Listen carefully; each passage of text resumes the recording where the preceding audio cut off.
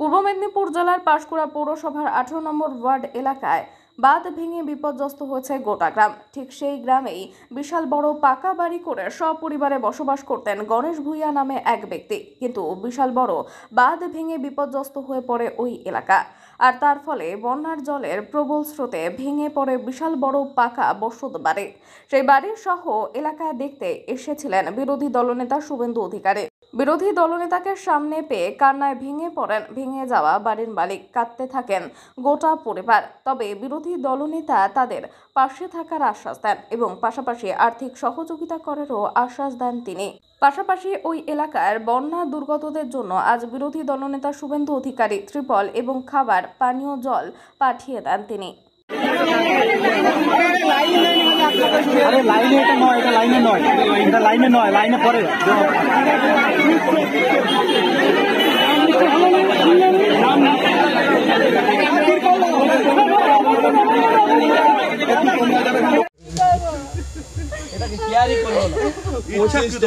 পঁচিশটা চেয়েছিলাম, 25টা কেবলমাত্র বলে এই সময় ওইখান থেকে আসতে পারিনি। দেখি এতটা জল, আমি মেয়েটাকে নিয়ে কাকা তুমি ওরকম করো না, তুমি তো কথা বলতে গেছো, তুমি আবার ফোনে আমি আপনাকে 5 লাখ টাকা পাঠাবো আমার ব্যক্তিগত।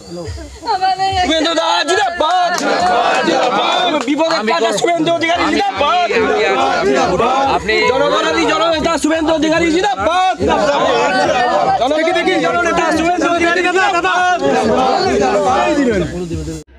রাস্তা ঘিরবেন না, লোকের কষ্ট হয়, জাতীয় সড়ক কেন ঘিরবেন? ঠিক জায়গায় ঘিরুন। যারা দায়বদ্ধ, যারা বেতন পান, যারা ব্যক্তিগত টাকা দেবে না। আমি এই ভাঙা বাড়িটাতে বলেছি আমার বাড়ির রোজগার আছে, আমি পাঠাবো, ব্যক্তিগত সাহায্য করব। এরা আত্মীয় আমার, মেদিনীপুরের লোক সবাই আমার আত্মীয়। কিন্তু সরকারের যে কাজ, সে কাজ সরকার করছে না। আমি আসার আগে পুলিশ এখানে এসে এইসব জিনিস করছে, কারো কাছ থেকে ঘুষের টাকা নিয়ে এসছে। সরকারি টাকা তো নয়, পুলিশের কাজ নয়, কাজটা বিডিওর কাজ এবং মিউনিসিপ্যালিটির কাজ। মুখ্যমন্ত্রী বলছেন ডিভিসির সঙ্গে সম্পর্ক ছিন্ন করবেন, সাহস থাকলে করে দেখুন। এখন সীমানা সিল করা হয়েছে দাদা। না না করুন, সিলটিল লিখিত নেই, ব্যবস্থা নিচ্ছি আমরা। পেঁয়াজ বন্ধ হবে। এই রাস্তা দিয়ে নাসিক নাগপুর থেকে যদি পেঁয়াজ না যায়, 300 টাকা কেজি পেঁয়াজ হবে। এই রাস্তা দিয়ে আসে নাসিক নাগপুরে ছত্তিশগড় হয়ে আপনার ঝাড়খণ্ডের উপর চিচিড়া দিয়ে এই দিক দিয়ে গোটা, শুধু এইখানে নয়, ভুটান নেপাল পর্যন্ত এইটা হচ্ছে রুট, নর্থ ইস্টার্ন। আর ডিবিসির সঙ্গে সম্পর্ক ছিন্ন করুন না। 8টা জেলাতে বিদ্যুৎ বন্ধ হয়ে যাবে। আপনি একটা নতুন পাওয়ার প্ল্যান্ট করতে পারেননি, 1 মেগাওয়াট নতুন বিদ্যুৎ উৎপাদন করতে পারেননি। মুখ্যমন্ত্রী জানে পূর্ব বর্ধমান, পশ্চিম বর্ধমান, বীরভূম, পশ্চিম মেদিনীপুর, মুখ্যমন্ত্রী জানে পশ্চিম বর্ধমান, বাঁকুড়া, পুরুলিয়া সব বিদ্যুৎটা ডিবিসি দেয়। খোঁজ খবর রাখেন, পড়াশোনা করেছেন। বর্ডার সিলের বিরুদ্ধে কি আপনারা লিগ্যাল অ্যাকশন কিছু নেবেন? যে বর্ডার সিল ঝাড়খণ্ডে ইললিগ্যাল, আপনারা কি লিগ্যাল? আমাদের কুলটির এমএলএ ওখানে অলরেডি স্টার্ট করেছে অ্যাজিটেশন। চিঠিটা থেকে যদি না ছাড়ে আমি গিয়ে ছাড়াবো গাড়ি। আর আমি কমপ্লেন করছি, আমি কেন্দ্রীয় স্বরাষ্ট্র দপ্তরকে, জাতীয় সড়ক পরিবহন দপ্তরকে, রাজ্যপালের কাছে কমপ্লেন করছি, ব্যবস্থা আমরা নিচ্ছি। সারা রাত্রি ধরে গোপ ওইখানে গোপ ছিল, বানতে ছিল। আমি আমার 2টা বাচ্চাকে নিয়ে খাটের উপরে বসে আছি। আমার হঠাৎ বললো ভেঙে গেছে। আমি এমার্জেন্সি নিয়ে দেখতে গেছি, বলে আয় তুমি পালিয়ে যাও, ঘর গুছাবে যাও। ও তারপরে এখানে ভেঙেছে, এটা দিয়ে আর আসতে পারেনি। ওটা দিয়ে ঘুরে আসতে আসতে এখানে পর্যন্ত, তো তার আগে জোর করে করে ভর্তি হয় বাড়ি থেকে দূরে। আমি কিছু এই যে আমরা দুজনে মিলে যোগ করি 25টা বছর, কিছু নেই। দেখো শুধু এটা আমার, এই তো মেয়েটাকে দেখো কি করে এটা পড়াতে পারবে। আমি আর কি বলবো, নিজের হাতে তৈরি করে গুছানো আমার সংসার।